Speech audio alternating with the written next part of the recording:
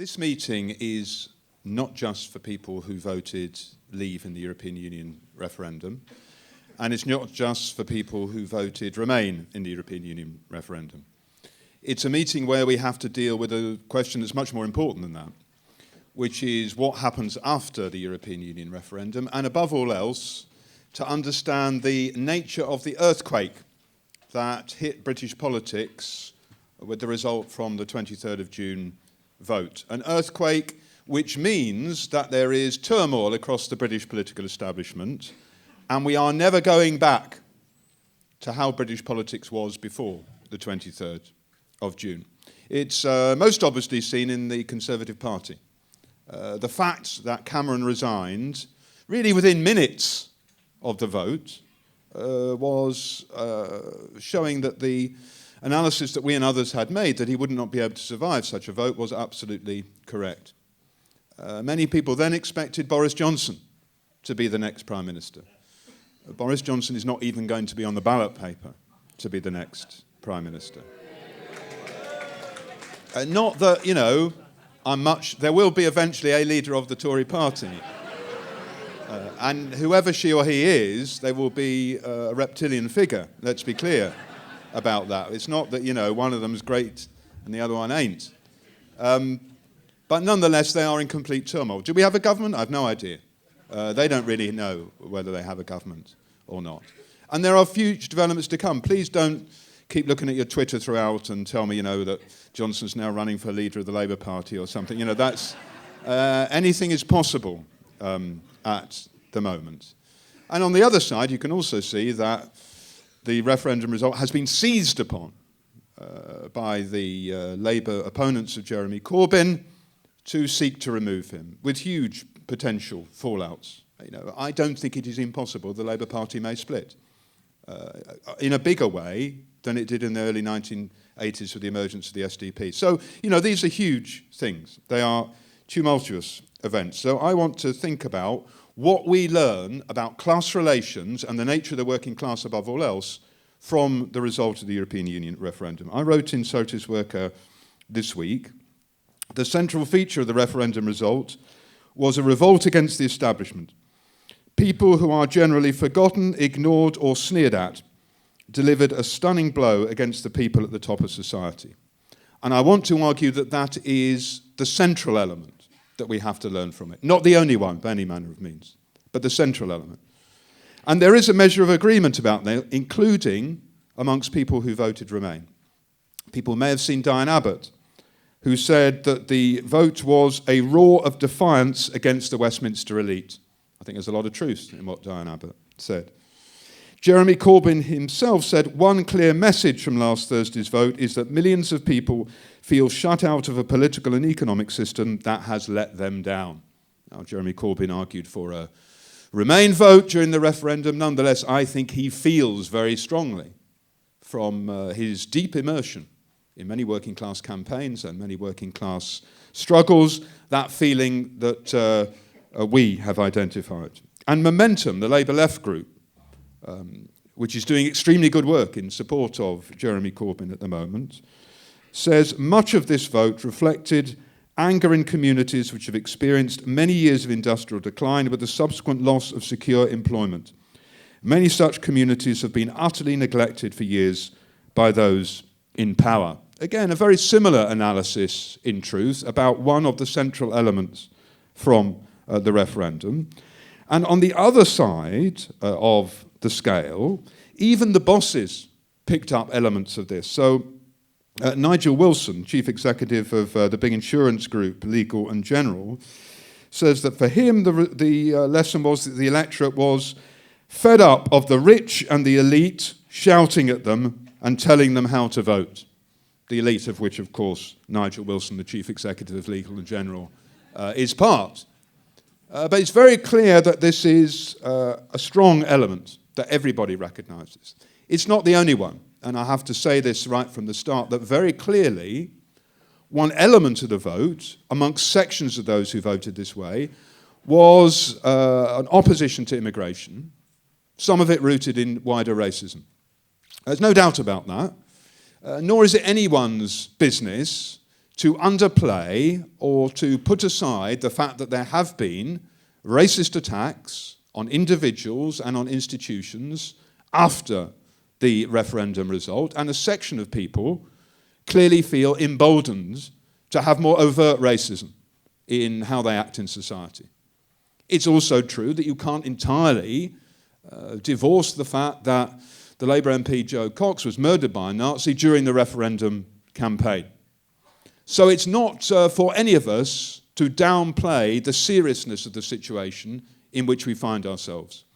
And all of us, wherever we come from, however we voted, should certainly come away from this meeting and from the Marxism event as a whole with an absolute determination to continue to be the people who campaign against racism and racist attacks and against racist organisations, to build the demonstration on the 16th of July, and to continue the work we have done in solidarity with migrants and refugees, and to argue for the opening of the borders and the abolition of immigration controls. That has to be absolutely central in what we do.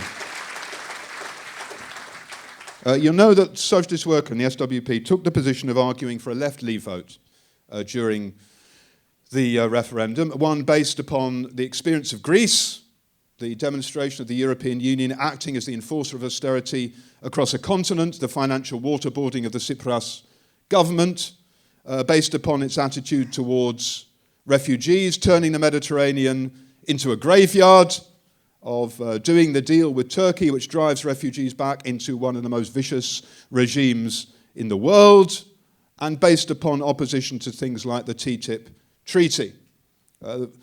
We argued that position. I think it was the right position.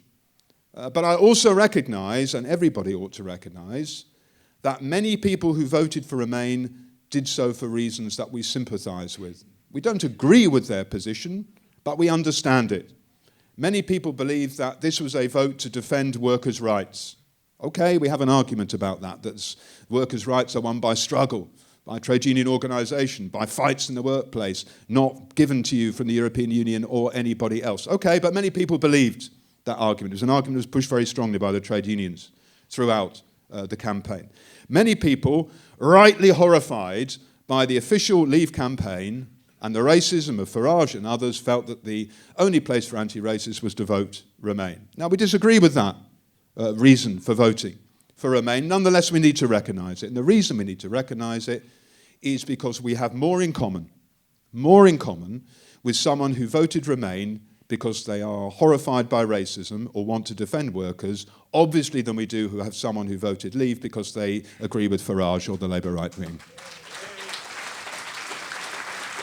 This is very, very important to say. Now I want to look at what the details of the vote. Sorry that this involves figures and these sorts of things. But the trouble is, if we're going to rise above the level of anecdote, we do at least have to try and look at what figures there are. And the figures I will use, many of them are from the biggest poll which was done by that filthy Tory Lord Ashcroft, who's used some of the money he didn't pay in tax to fund a whole number of polls. Because they're the biggest ones that were done, the most authoritative ones that were done, and they actually probably confirm some of the things that have existed in other polls. So what Ashcroft found was that if you divide in the rather rudimentary way in which social classification is done in opinion polls, classes A, B, C1, C2, D, and E, he found that the only one that voted for Remain was the AB social group. Professionals, managers, lecturers, teachers, some sections of health workers and so on. Includes members of the working class, very obviously. Some of you might find yourself in the AB social group if you're a lecturer or a teacher or whatever. But this group voted 57% for Remain. The C1s, which is mostly white-collar workers, divided fairly evenly, a very small majority for Leave. But then when you get to skilled manual workers, the so-called C2s, or D and E category, which is the unemployed, people on benefits, pensioners, and so on, about 2/3 of them voted for Leave. There's a very clear pattern here that goes on. The better off you were, the more likely you were to vote Remain. That's not a slur, it's a scientific fact. And it doesn't mean that everyone in those categories voted Leave. I noticed that there was a So I don't know if you've seen John Harris's stuff in The Guardian, where he goes around and talks to people and so on. Some of it's quite useful, in truth. But he spoke to a woman in Manchester the day after the vote, who said to him, if you've got money, you vote in. If you haven't got money, you vote out. Now, that's an extremely superficial way of looking at it. But there is an element of truth in it. There is an element of truth in how the class stratifications voted. And I could go on. The Daily Mirror did an analysis, for example, which showed that the areas voting Leave had a much lower average income than those which voted for Remain. If you look at the regional breakdown, in the Midlands, except for Leicester and Warwick, all the urban areas voted Leave, including Birmingham. The fact that Birmingham, one of the most mixed areas, most multicultural areas, voted for Leave is interesting. In Greater Manchester, 6 of the 9 local authorities voted to Leave. Barnsley, Sheffield, Doncaster, Kirklees and Hull were all for Leave. In the entire northeast of England, only Newcastle voted Remain, and quite narrowly, actually, while the rest of Tyneside, Gateshead and Sunderland voted for Leave. You know, these are big urban conurbations, working-class cities in which the majority of people voted for Leave. There were exceptions, of course. London, where I live in Hackney, it was 3/4 of people voted for Remain. And London voted strongly for Remain, although we should remember that 1.5 million people still voted for Leave in London. And Scotland, though I would regard Scotland which voted for Remain, as a separate case, in truth, because of the peculiarities of Scottish politics. Comrades may wish to discuss this, but I would argue first it's about the dominance of the SNP, the dominance which meant that, according to the polls, nearly 2/3 of SNP voters voted for Remain. They followed the advice of Nicola Sturgeon. And also that I think a section of people believed that the best way to get a second referendum was to have a yes in Scotland and a no in England, which may well be one of the features, actually, that emerges from the referendum result. So that's strong evidence for me of the class basis and of a large working class areas that voted for Leave.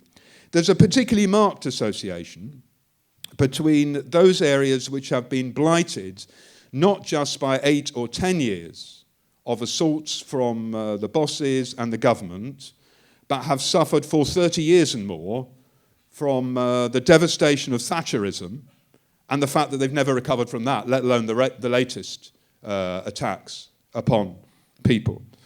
And here, I don't think it's a surprise. I mean, 70% of people in Doncaster voted Leave. 57%, I know, in Port Talbot Neath voted for Leave. In Hartlepool, it was 70% voted Leave and 61% in Sunderland. Why? Because these areas were torn apart, thrown, sacrificed on the altar of the market in the 1980s, jobs destroyed, people's lives wrecked, no future for their kids. If you go to Merthyr Tydfil or South Yorkshire or parts of the northwest or Motherwell near Glasgow or some areas on the edge of London, and you tell people your prosperity may be in peril if you don't vote to Remain, they will spit in your face. And actually, I have a lot of sympathy with anyone who feels like that, because these people's lives have been torn apart by the experience of free market capitalism, and they very strongly felt here was a chance to have a go against the other side. It wasn't like an election, you see. In an election, Labour assumes you've got nowhere else to go.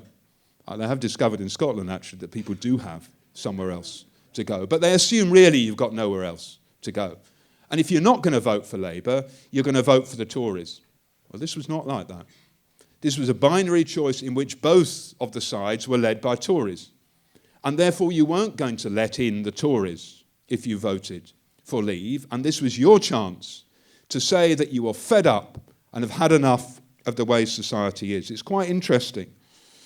If you look at Ashcroft's spoke to people. Ashcroft didn't, of course, speak to people. The people he hired on $6.50 an hour went off and did it. About their views in society. A small majority of those, notice even with the Remain people, by the way, a small majority of those who voted to Remain think that for most children growing up today, life will be better than it was for their parents. Okay? Leavers think the opposite.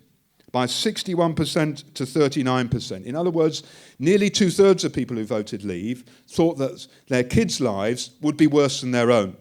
It's a strong feeling across the whole of the British working class, by the way, but it's very strongly there with those people. Leavers see more threats than opportunities to their standard of living from the way the economy and society are changing.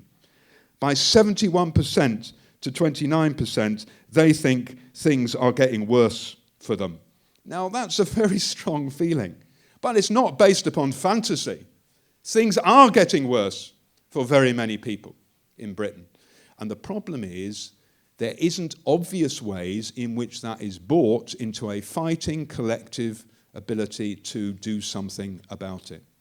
I mean, one of the missing elements in this whole analysis, really, by most people, is the absence of the trade union movement.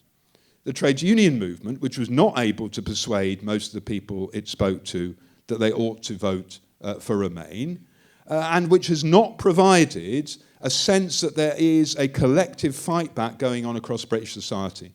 Not for 30 years has that been sense of a sustained high level of class struggle put forward by the trade unions. In the absence of that, many different moods sweep across the working class. Am I saying that what we're looking at is an unalloyed class resistance based around anti-neoliberalism and anti-racism? No, of course not. That would be extremely foolish to do so. If you look at the reasons people give as to why they voted Leave, they're interesting. The biggest reason, probably most people think the biggest reason was immigration. It's not the biggest reason that people give. Nearly half people said the biggest single reason was the principle that decisions about the UK should be taken in the UK. A vague democratic decision. You can say, oh, it's a racist view, really. But given there were many other things they could have said which are more racist, it's not clear to me at all that that's one influenced by racism. 1/3 essentially say the reason was immigration. It offers the best chance for the UK to regain control over its own borders. It's about immigration, really. But it's 1/3. It's not 2/3. It's 1/3. And really, that shouldn't come as a surprise. 17 million people voted for Leave. 4 million people voted for UKIP at the last general election. So there's obviously going to be a significant component, and nearly everyone in UKIP voted to Leave. There are some people who voted to Remain, which is certainly a hard view to take. But anyway, nearly all of that 4 million voted to Leave. So it's not surprise, is it, that one of the features of the vote is an element of anti-immigration feeling. It's not true, however, that this dominated it. And really one of the features of this is to look at places where there are large first-generation or new immigrant groups and look at how they voted. So if you look at Luton, for example, a place where only, I mean, who cares whether it's a true, but only 45% of the population are white British, something to be celebrated, in my view, in terms of the development of British society, voted 56% for Leave. Now, you can't explain that through saying this was all a horrible racist turnout. I think it's got much more to do with the closure of the car plants in Luton, the general feeling that jobs have gone away from them, the death of industry in that area, and so on. Slough, 34% of the population, so-called white British, 54% for Leave. You can't explain it, how those figures emerge, if you think it's just about, or predominantly about, racism. And I also want to say that actually if you look at people why they voted Remain, even there are tinges of racism about it. So one of the top reasons given, for example, was that at the moment we have the best of both worlds. We don't have to have the no borders zone that the European Union has, but we can still have the single market. Now that has an element, to be honest, of, we don't really like this stuff about migration. But our argument is that this is the product of many, many years of assaults upon people, of racist propaganda from many sources, that both the Leave and the Remain camps, for example, were led by people who put forward, not just during the referendum, but for years in advance, racist arguments about migration and the problems it causes for British society. Just be clear, if there are new comrades to our politics and to Marxism, we believe that immigration has been a massive benefit to British society.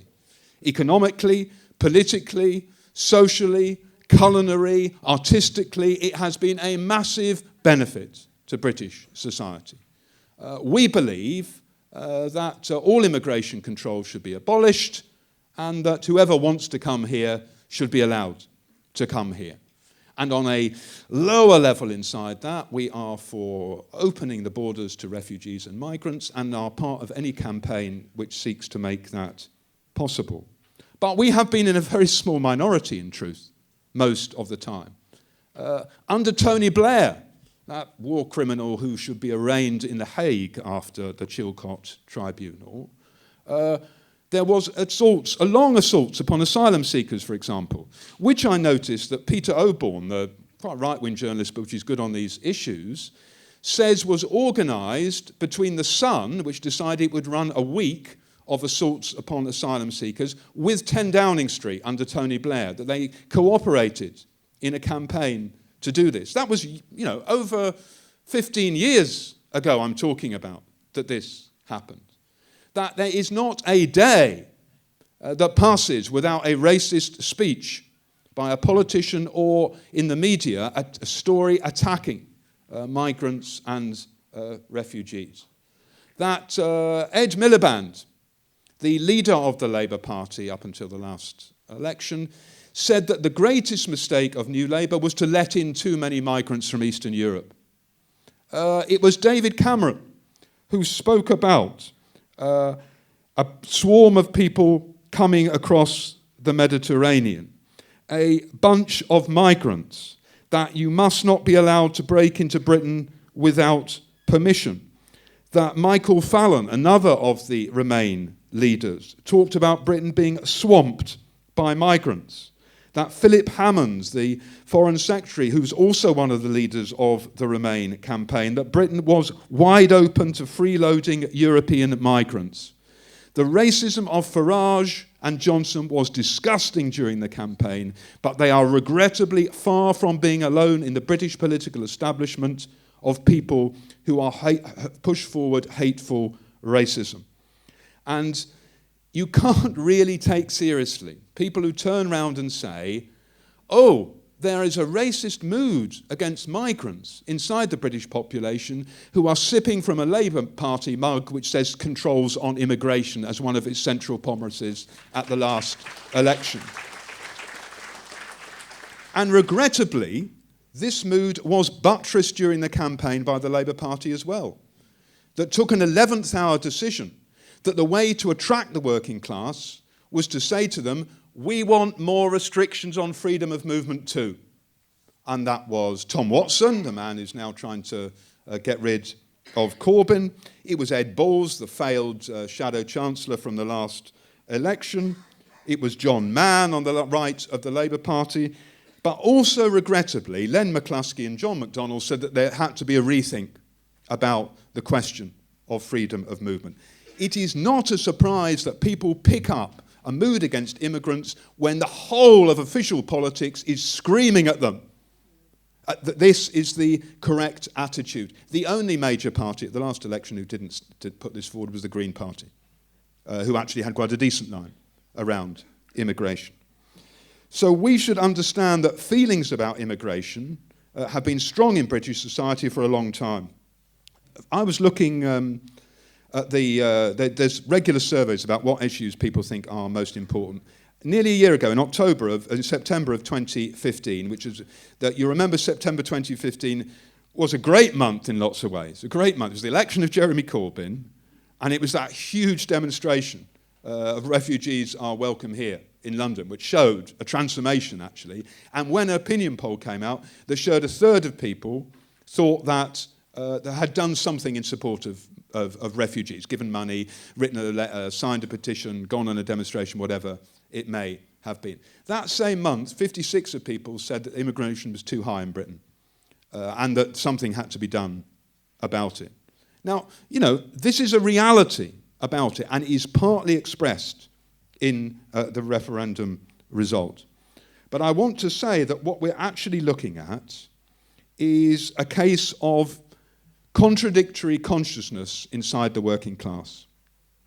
I continue to insist that the main and dominant feeling inside the Leave vote was an extremely subversive one for the ruling class, which is that people have had enough of being told that they are failures, that they are flotsam and jetsam on the tide of bourgeois progress, that if they have not got a decent job or if they haven't got a house, it's their fault, it's not the fault of the system, that their kids ought to work harder at school or otherwise they must accept their failures, and that really they have nothing important to add to British society. That is what millions of people have been told under Blair, under Brown, under the coalition government and under the Cameron government.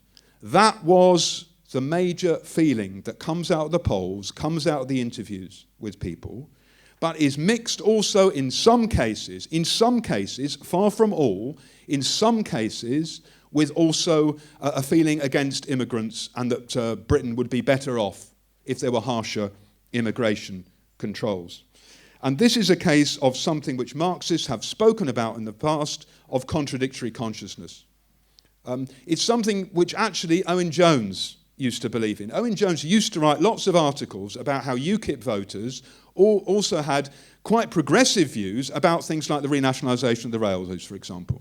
And he insisted that therefore we ought to be much more hopeful about the potential of winning people over. Now, whether you agree with that or not is a question. But I do also say that that factor can't now be abolished after the referendum and everyone say, oh, now it's just a blanket case of racism everywhere. It's just awful, it's reaction. You know, some of the stuff you read on Facebook, one has to calmly deal with such questions and not get involved in them, to be honest. But, you know, you would think this vote had opened the road to fascism. I think we have to understand the contradictory consciousness of the working class. What do I mean by that? I don't mean the same as different groups of workers or different individual workers believe different things. That is true, obviously. That's not what contradictory consciousness means. I don't mean uneven consciousness, by which you can find some health workers who think one thing, some health workers who think another. Some unemployed people think one thing, some unemployed people think another. Both of those are true, of course, but that's not what contradictory consciousness is about. Contradictory consciousness is how groups of working class people or sections of working class people or even individual working class people themselves hold views which seem inherently incompatible, but which actually they hold as part of their worldview. And this is what the great Italian Marxist Antonio Gramsci wrote about when he wrote about contradictory consciousness. One might almost say that the worker has two theoretical consciousness or one contradictory consciousness. One which is implicit in their activity and which unites them with fellow workers in the practical transformation of the real world, and one superficially explicit or verbal which they've inherited from the past and uncritically absorbed. So Gramsci wrote how we all have aspects of the greatest vision of how society could be different and the Neanderthal stuck in our consciousnesses. And the element of revolutionary politics is to transform the consciousness of workers into the good bits coming out and the reactionary bits being suppressed. And that struggle is one that continues to go on and is based not just upon an ideological struggle, but on the material reality of people. Here's a really interesting example of contradictory consciousness. You ask voters who voted Leave, is immigration bad for Britain? Quite a lot of them say immigration is bad for Britain. You ask them, has immigration been bad for your area? And the majority say, no, it hasn't been bad for my area at all. because they have a certain experience of the person they work alongside, the person they live alongside, the person who's in their community. Whereas if you ask them the general position, of course immigration is bad for Britain. Has it been bad for you? Not really, no. Because there is a material base to people's ideas. It's the same experience, by the way. You ask, should refugees be allowed into Britain? Lots of people will say no. What about that kid who's at your daughter's school, who you know, who's a refugee and is about to be deported? Oh, hands off Samina. We want nothing to do with her being chucked out. She's good. She's not like the ones that I read about in the Daily Mail. She's not the ones I read about in the Sun. They're all right. You know, don't throw them out. It's the same experience that people go through. And we have to understand that there is going to be a great struggle in British politics on the back of this result to fight to give focuses for people who hate the way the world is, to use the tumult and the blow against the ruling class that has happened to develop a stronger left movement, a stronger anti-austerity movement, a stronger anti-racist movement. That's why the demonstration on the 16th of July is not just about austerity or just about anti-racism. It's about bringing together those who hate austerity, those who hate racism, in a single spearhead against the people at the top of the society who are our real enemies rather than the fake enemies that we are told to blame for our problems. And a particularly important role in this is played by the Labour Party.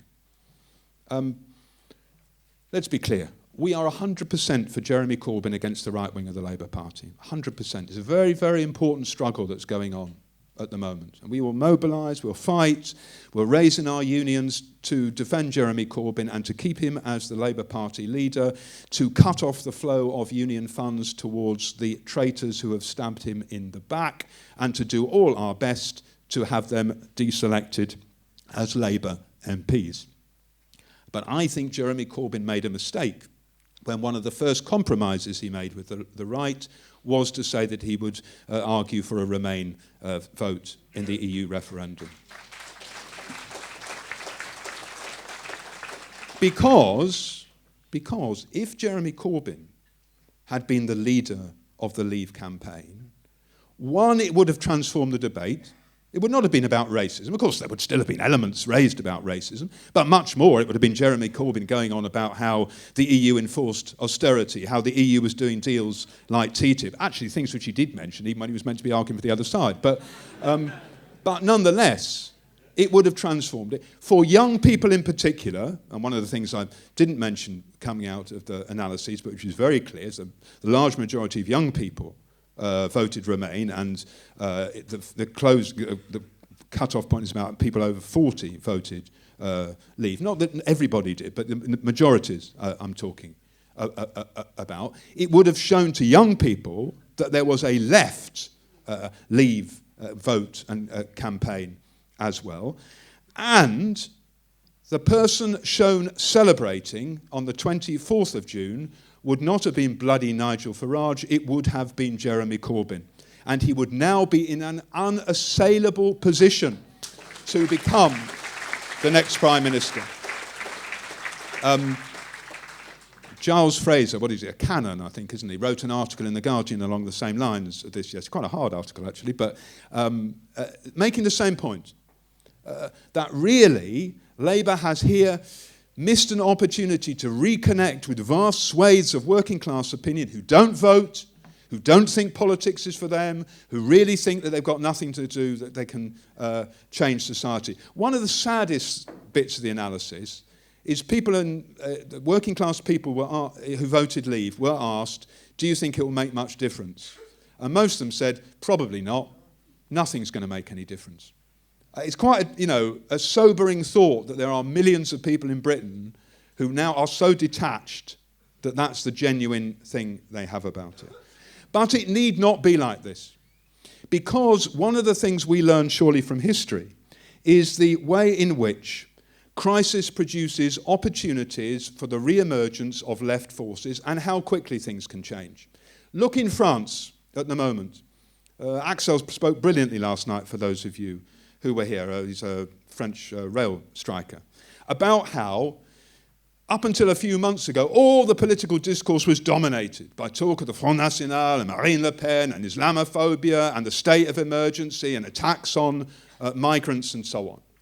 And now it is dominated by, the workers control society. How strong they are.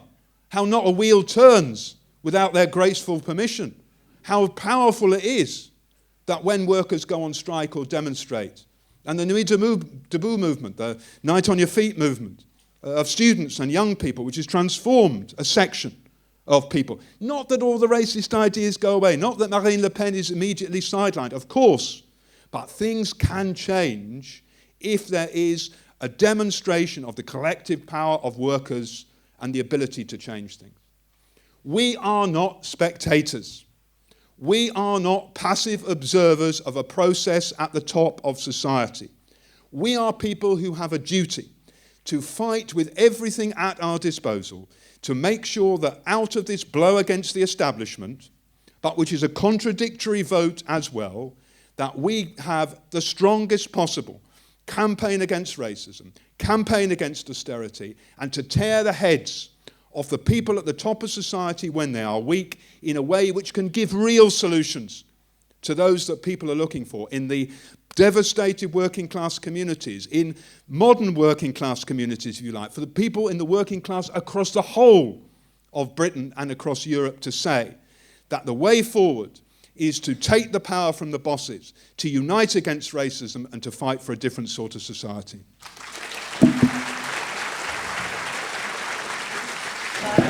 Well, James is making his way up. I'm just going to read out a question from Julie Brenner. Norwich narrowly voted to remain, and a rally has been called on the 7th of July. Should we attend? Okay, comrades, it's just gone 3 o'clock. So about this time last Friday, an email pinged into my inbox from a neighbour of mine who happens to be a councillor. She happens to be a Lib Dem councillor, and she'd been at the county in Chesterfield. She sent me the ward-by-ward breakdowns for Chesterfield in the election. And Chesterfield voted 60-40 to leave. There are 24 electoral wards in the constituency of Chesterfield. And of those 24 wards, only two voted to remain. And if you look at the stats that she sent me and you place it across a map of social deprivation of my town, the fit is exact. So the only two wards that voted to remain were Walton and West. Now, I know people know Derbyshire, Chesterfield. Walton and West are those lovely bits of Chesterfield you drive through on your way to Bakewell, to Chatsworth, to have a nice weekend in the Peak District, etc., etc. Lovely, on your way into nice rural Britain to go for a walk, put your walking boots on, etc., etc. Very, very nice part of town, a very, very wealthy part of town. As you move east, Chesterfield, like many towns in this country, is socially organised west to east, isn't it? There's all sorts of reasons going back to the Industrial Revolution, might take the case, the posh bits on the west, the grotty bits, the working class areas on the east. As you move west to east, the figures change relentlessly. And if you map those figures onto poverty, onto social deprivation, you can look at all these stats. They're very easily available, ward-by-ward stats. We had to do some of this when we did some electoral work a few years ago. You look at ward-by-ward stats, you see this stuff very, very clearly. So you get to the devastated wards on the east side of Chesterfield, particularly what's known as the Colborne Estate, and it's called the Colborne Estate for a reason. It used to be where miners lived, the Colborne Estate. There, it was 74% voting for leave. An absolutely clear class match. I think it absolutely backs up the points that Charlie's made about the class-based nature of the vote. All sorts of anecdotes when you talk to people about that stuff. I don't want to talk about that. I want to talk about one other thing as well, which is the thing about contradictory conscience that Charlie talked about. See, the week before the election, I had the great pleasure of spending 2 48-hour periods on the picket line at Pennine Foods, a bakers' union strike organised against Two Sisters, a successful strike, a militant strike action, beat back the bosses. And it was a fascinating time on that picket line. The workforce there is roughly 30-30-30 split between white British, Eastern European, mainly Polish, and Asian, mainly Muslim Pakistani workers. What the bosses are doing there is basically cutting workers' pay. It's this thing over the living wage. You know what they're doing over the living wage? Well, they're introducing living wage, but getting rid of bonuses. That means that it's a big impact on paying that workforce, but it's disproportionate. Some workers are doing better, and some workers are getting hammered. Actually, if you look at the workers who are doing better, they are not uniquely, but probably mostly white British. If you look at the workers who are doing worse, they're not uniquely, but mostly the Eastern European and Asian workers. A recipe, potentially, for a really difficult dispute. But because in that place, the Bakers Union argued class politics, you're able to cut across that and have a fantastic strike. I spoke to all the groups of workers. You speak to white British workers on that. They were 100% voting leave if they were leaving. They fitted every Guardian reader's horror stereotype about backward racist workers, the tats, the English shirts, etc., etc. They were prepared to stand on the picket line and strike, take militant strike, actually defend the rights of their Eastern European and Pakistani brothers because they were given a lead. That contradictory consciousness was able to be mobilised, if you want, in the positive way, and that's why we need to fight and organise.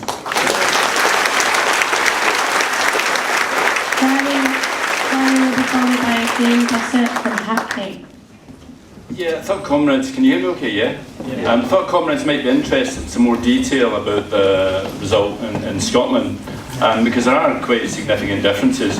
The first thing is that all of the 32 local authorities voted to remain. And when you look at the poorest local authorities, if we're looking at a kind of class correlation for voting, if you take Glasgow and Inverclyde, for example, two of the poorest areas, not only in Scotland but in the UK, the vote for leave was only 33%, and in Inverclyde 35%. And when you drill down even further, for example, and look at those results in Glasgow, when you look at the 7 parliamentary constituencies, UK parliamentary constituencies, what you see is every single one of them, including the by far the poorest ones, have a majority for leave as well. You drill down even further into Glasgow East, probably the poorest constituency that we've got, and you find one ward, you find Blair Tummock, which is the only ward, it's the only one I can find in Scotland that actually voted by majority for leave. So there was something clearly that was different going on there.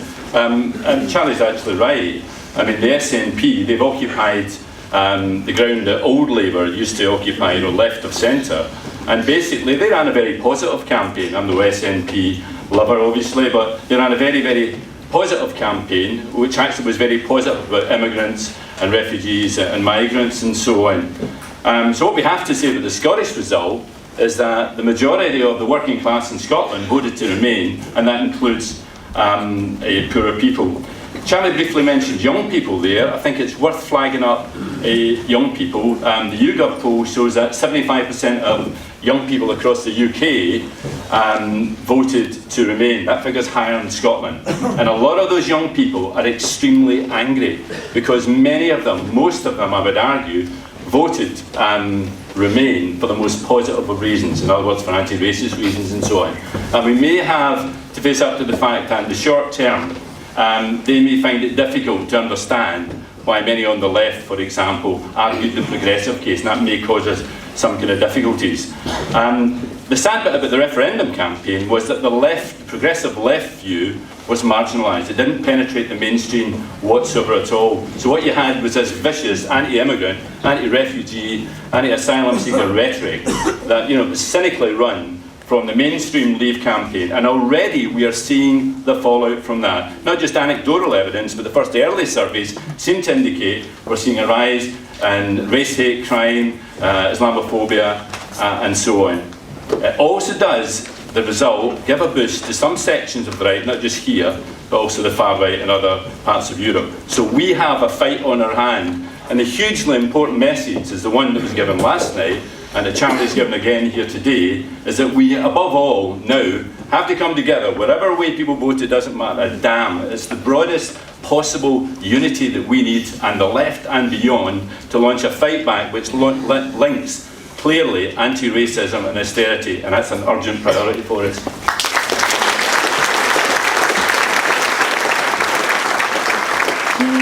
Jean will be followed by Julie Webster. Yeah, I want to follow on in the sense from what the last comment just said. I'm a teacher in London and we're on strike on Tuesday, and I think that strike is incredibly important in terms of starting to build a resistance around what's happening. I mean, I live and work in Hackney, like Charlie.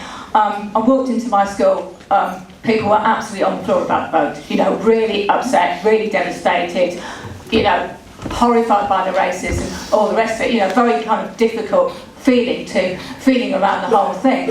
And, you know, it's a very contradictory place, Hackney, actually, because as people know, you know, houses in London are stupid, you know, £1 million to buy a house around the corner from my school, but 40% of the kids there are on free school meals, you know. It's not the case that it's, you know, it's just a richer area, it's not. But there is this whole thing about multiculturalism and anti-racism there, which I think is quite important. But we had a union meeting on Tuesday about the strike, and I think it was a really interesting meeting, because Anne and I, whose comrades also works there, talked about it beforehand, so we have got to put the argument for an end to despair and for resistance. And we just went in really, you know, really clearly, and some people had said to us, and I'm sure this has been reflected across the NUT, people said there's an awful lot of turmoil, we haven't got a government, we don't know who the Prime Minister is, it's not the right time, the vote, you know, all the arguments about why we shouldn't be taking action now. And we just did go in and we just said, okay, people said this, and I said, I know people said this, I know people said that. Fundamentally, we cannot accept the mood of despair and racism that is now coming out of this. We have got to absolutely fight.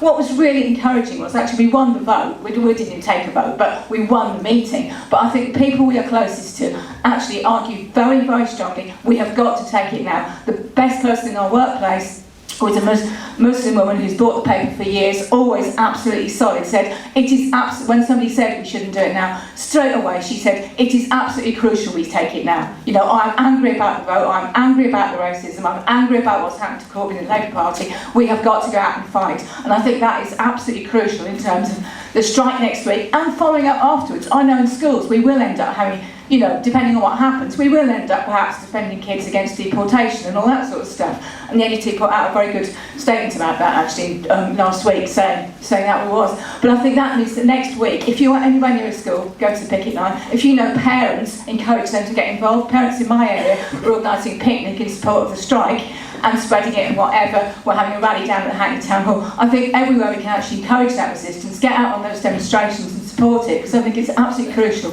Whatever way people voted, they actually, well, you know, they are basically angry about what's happening, they're angry about Corbyn and they want to see something different. And so, you know, I think that's the absolute key message from all this.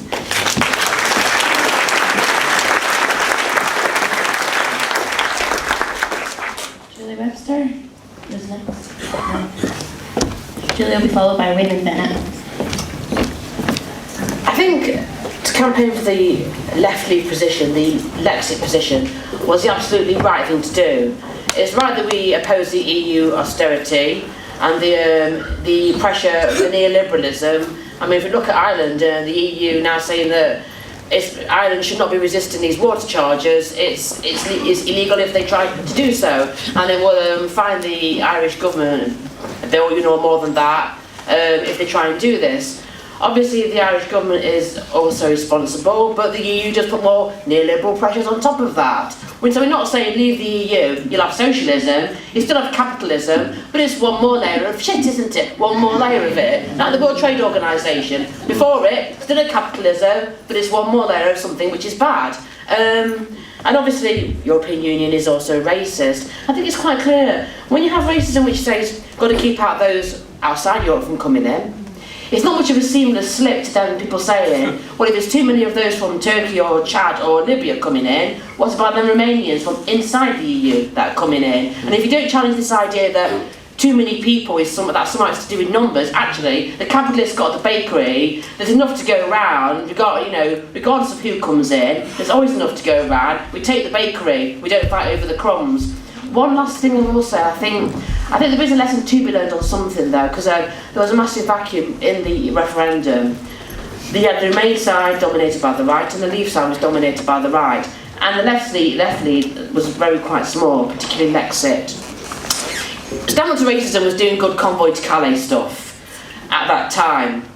But I think really there should have been, and I know it's hindsight, none of the radical lefts did this, but I think it's Stand Up to Racism perhaps had lodged a keep racism out of the referendum, emailing all the participants taking part in this referendum, apart from UKIP.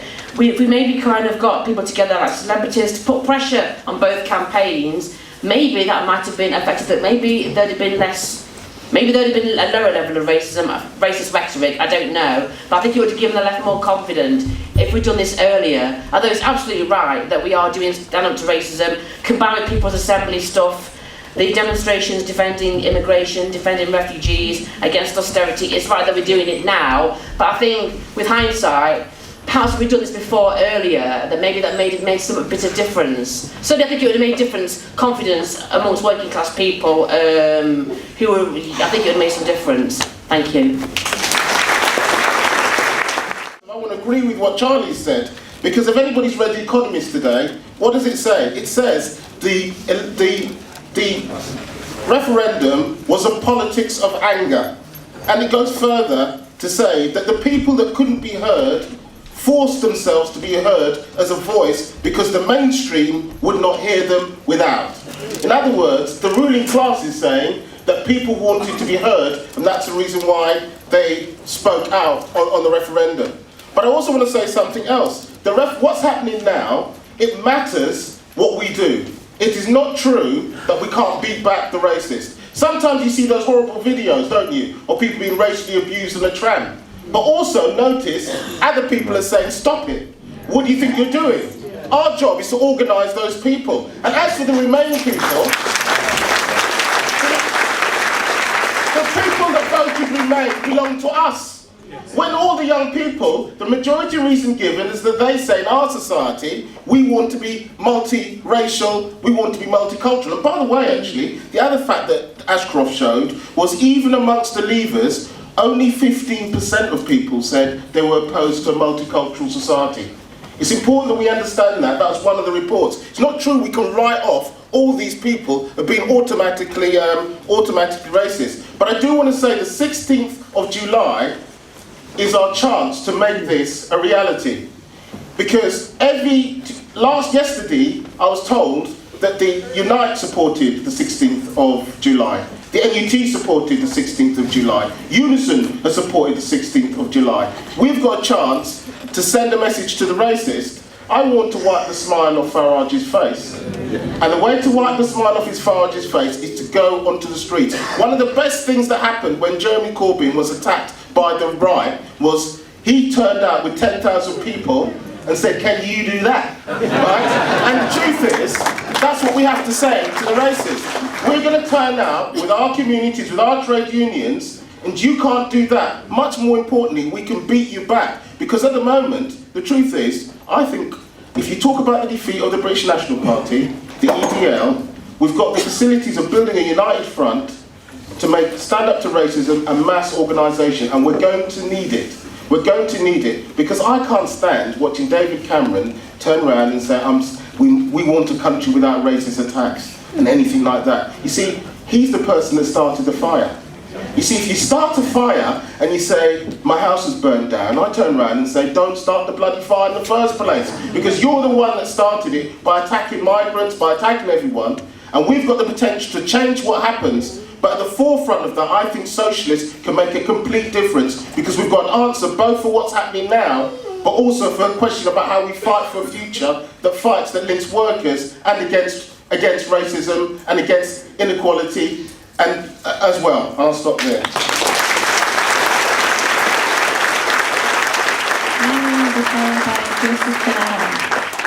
Hi, Evelyn MacDonald.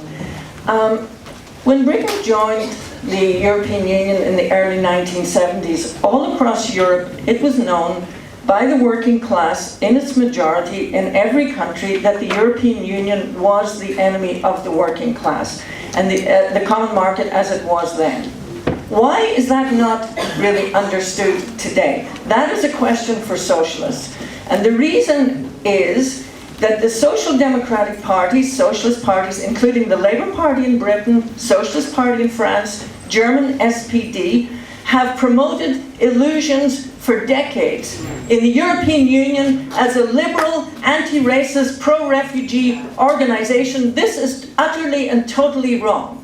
This is racist fortress Europe that created huge detention camps, threw up barbed wire fences, increased the speed of deportations of refugees last year, So what does this mean? It means that while working class people are confused about the reasons why they voted for or against, the task of socialists is to say it is in the interest of the working class that Britain voted for Brexit. It is a defeat for the bankers and bosses of Europe.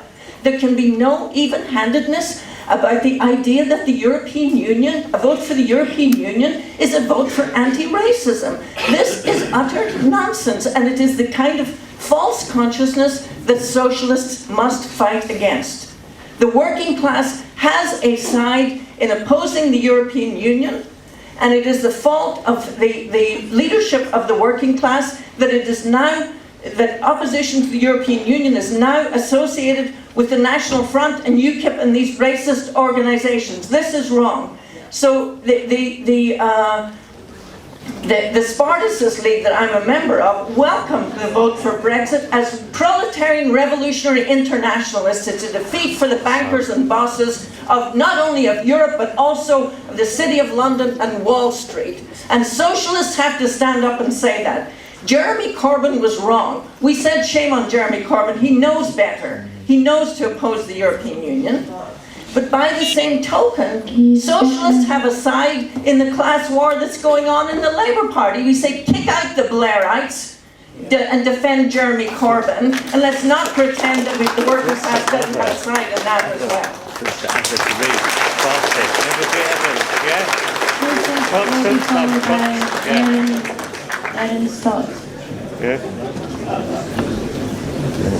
You see, the only problem I have with that, really, is that those people who voted Remain because they saw us as a vote to defend migrants were not voting because of false consciousness. They're voting on good anti-racist principles, and Charlie is right.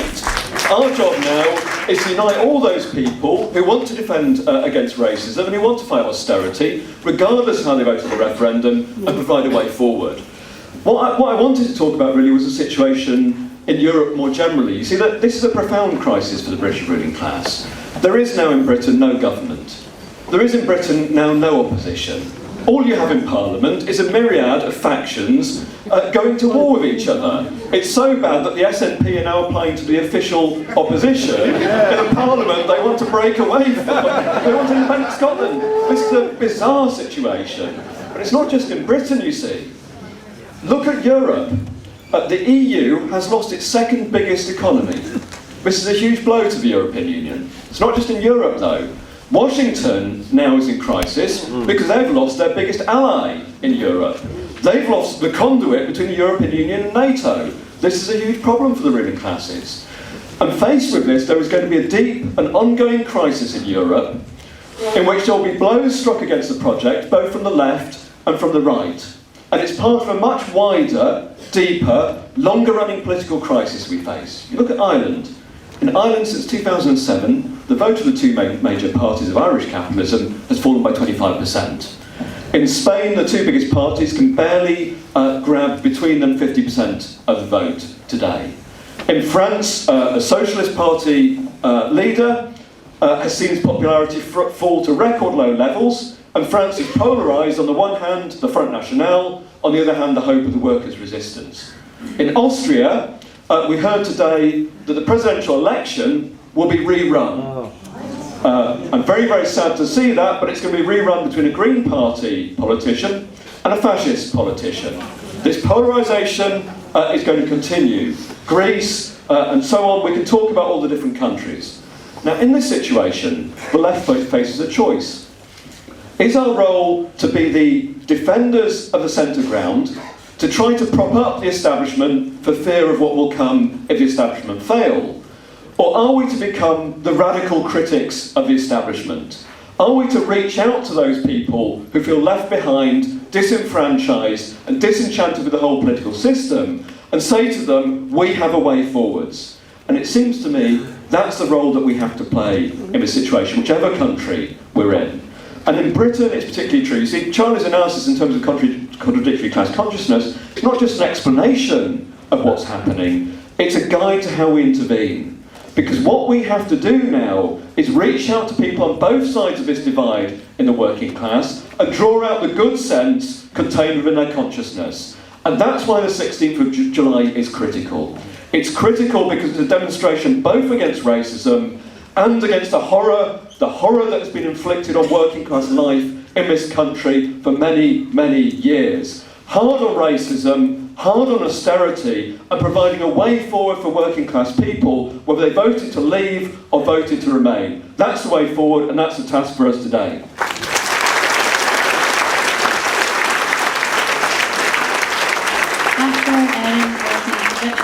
About it, and that'll be the last speaker. Hi. Sorry for the unpopular opinion, but it's just food for thought. So, in my opinion, yes, there was a flaw in the EU that meant that a democratically elected left-wing government in Greece had right-wing austerity measures forced upon them. This is something I don't agree with. And I think the SWP did a great job of showing the left-wing leave argument, and I'm really glad they were part of the debate. But, in my opinion, the problem with the EU was not the union itself, but the fat cat capitalist attitudes that dominated it. Attitudes can change, and the EU was a great platform for democracy. It was elected by proportional representation. Imagine socialist delegates instead of capitalist delegates who could have supported Syriza's government rather than enforcing austerity upon them. The EU had potential to be a platform for socialists to support each other. Yes, the EU is currently dominated by brutal and corrupt capitalists, but imagine a Corbyn-led government supporting Greece from within that body that already exists, rather than leaving them be. I know it's not revolutionary talk, and I'm not a fan of playing the game of capitalists, but it was a body that existed and we had potential to help. I know I'm speaking in hindsight, but I don't trust Gove or May to decide my rights. It's kind of a choice between a douche or a turd, in my opinion. Socialists coming together and supporting one another against corrupt capitalists inside a democratically elected body could have been revolutionary, and now I know that the time has passed, but I just think that it was important to say. Thank you.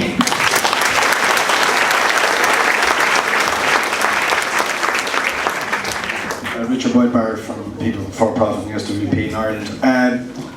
In a way, what I want to say follows on directly from the last speaker, and I understand that anxiety that people have because of the despicable, vile, racist, xenophobes and opportunists who played such a prominent role in the exit campaign. But can I say to people that if we are motivated by internationalism and not narrow parochialism, then don't judge the thing just in terms of who happened to lead the exit campaign in Britain, because then you are guilty of the very parochialism that you're opposed to.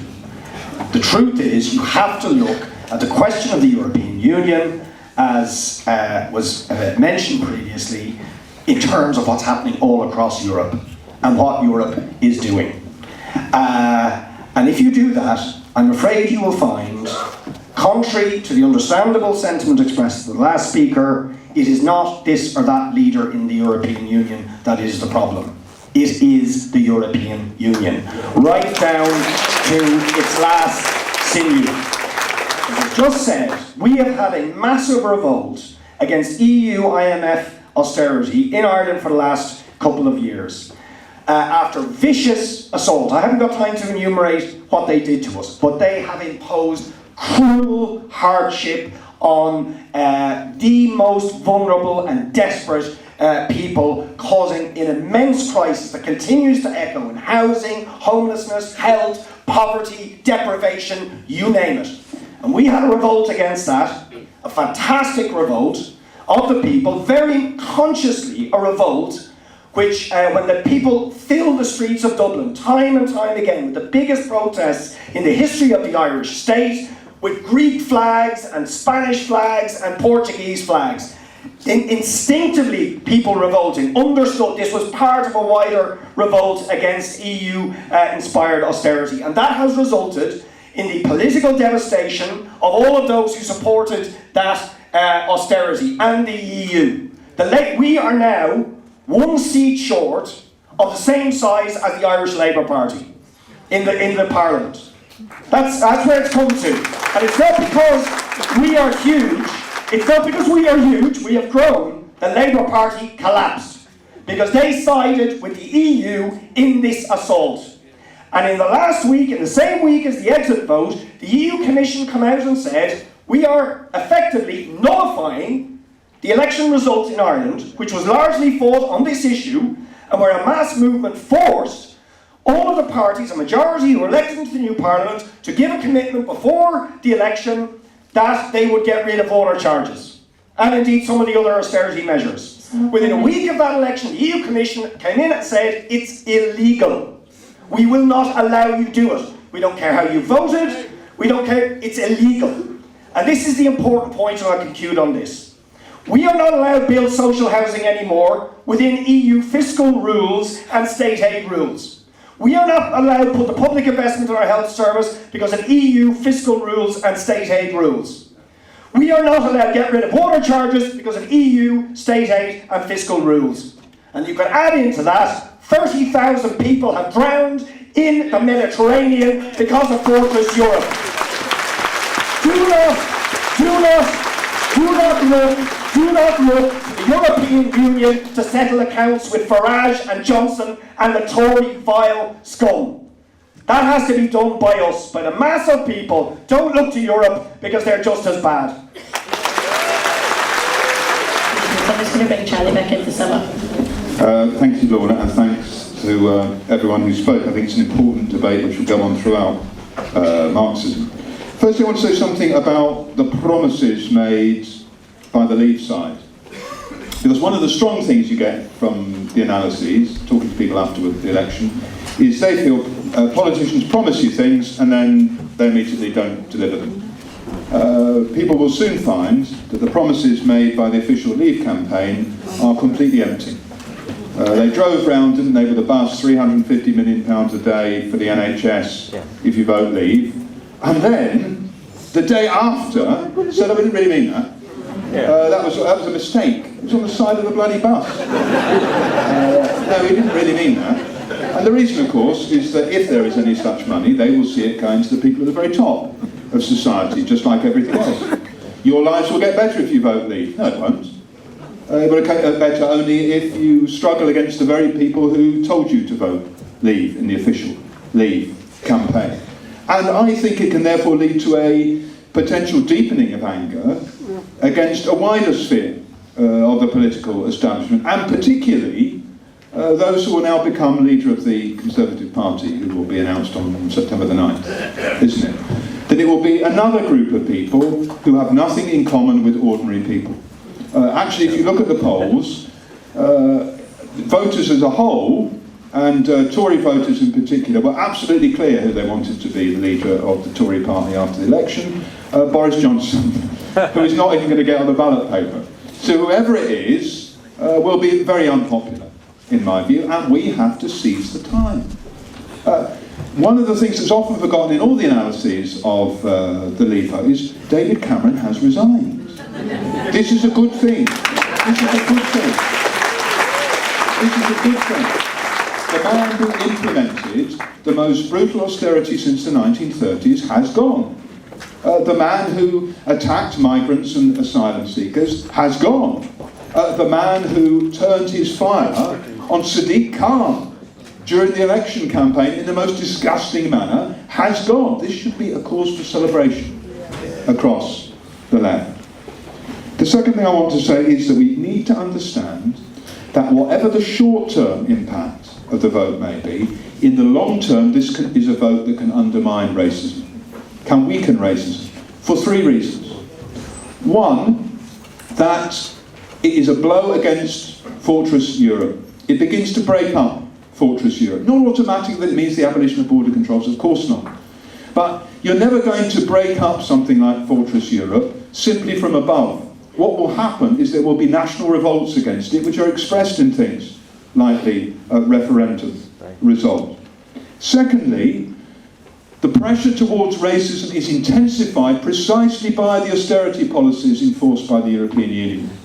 Societies in which public services are cut back, privatisation is forced through, in which people are told there's no money for you because it's all got to go to the bankers and you have to repay the debts, as the people of Greece were told.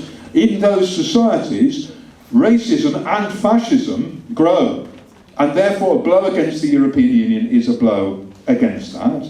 And thirdly, it is a weakening of the ruling classes that seek to implement racism. Now, I'm not being silly about it. It doesn't mean that this is the unequivocal and unalloyed effect of the vote. It's not. I've said very clearly about the different potential outcomes that there are of this, but we have to recognise that in the long term, this is a vote that can weaken the forces of racism. I think it's really important to think about all the focuses that can raise the level of struggle and that can unite people who voted Remain or Leave. All the focuses of struggle. Every campaign is more important now than it was 10 days ago because of the fact that this shiver has run through the entirety of the ruling class in Britain, in Europe and across the globe, and a huge blow has been delivered against the people at the top of society, but the outcome is uncertain. So the teachers' strike next Tuesday in England is incredibly important. In general, and most importantly, because it raises the level of struggle against austerity and the Tories and in defence of education, but also because it's a focus for unity and for people to get behind. The demonstration on the 16th of July is incredibly important for that reason. Someone asked about, there's a demonstration in Norwich. Look, I don't know what the slogans of the demonstration in Norwich are. Maybe it's, Brexit is awful and everyone who voted for it is a scoundrel. That's not the easiest demonstration to go and intervene. I'd certainly take the leaflets for the 16th of July demonstration, for example, and say to people, here's a focus for everybody.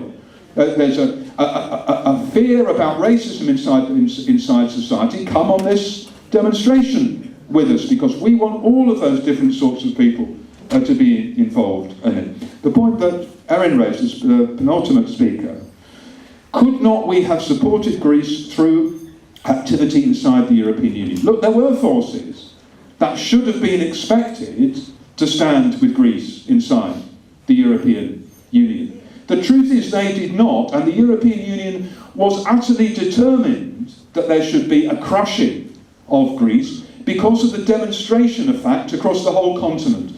Nobody must be allowed to escape the pain, because if this subversive notion gets hold that you are allowed to revolt against austerity, who knows will be the next one. Podemos will get elected in Spain. The left will win in Portugal. The left will win in Ireland. This is the fear that ran through them. And the problem is, it's not just a superficial policy decision inside the European Union. The pro-capitalist nature of it is embedded in the treaties of the European Union, changes to which have to be agreed by all 28 member states.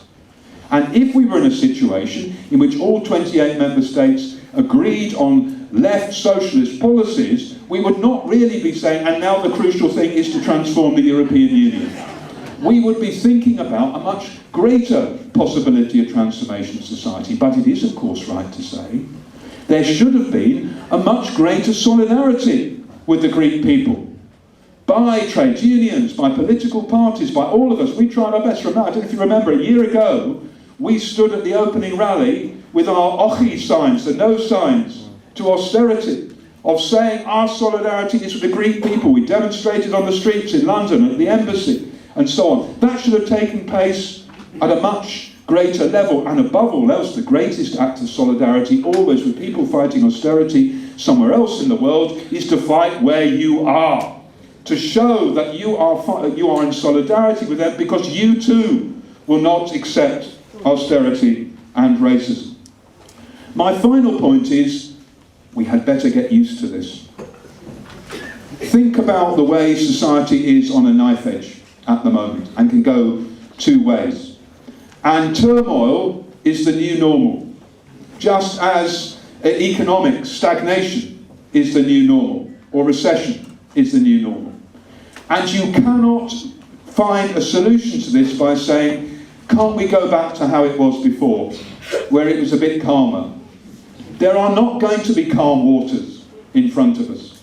There is going to be turmoil, there is going to be displacement, there are going to be difficult situations. We have to be able to analyse them and to give a class answer to them. I was reading last night a quote from from Frederick Douglass, the great 19th century abolitionist and radical in American society. He's always a great person to read. One of Frederick Douglass' most famous quotes is this: "Those who profess to favour freedom and yet deprecate agitation are people who want crops without ploughing the ground, want rain without thunder and lightning. They want the ocean without the roar of its many waters.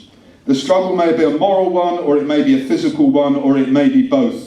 But it must be a struggle. Power concedes nothing without a demand. It never did, and it never will." And we have to go away from this shock politically in Britain, in Europe and the world to say we need more struggle, more resistance, more anti-austerity, more fight against racism, but also a vision of how society can be different. You don't have to be someone who is tossed on the rubbish heap by capitalist market relations. You can be part of changing the world, and we have to find a way to offer that to people.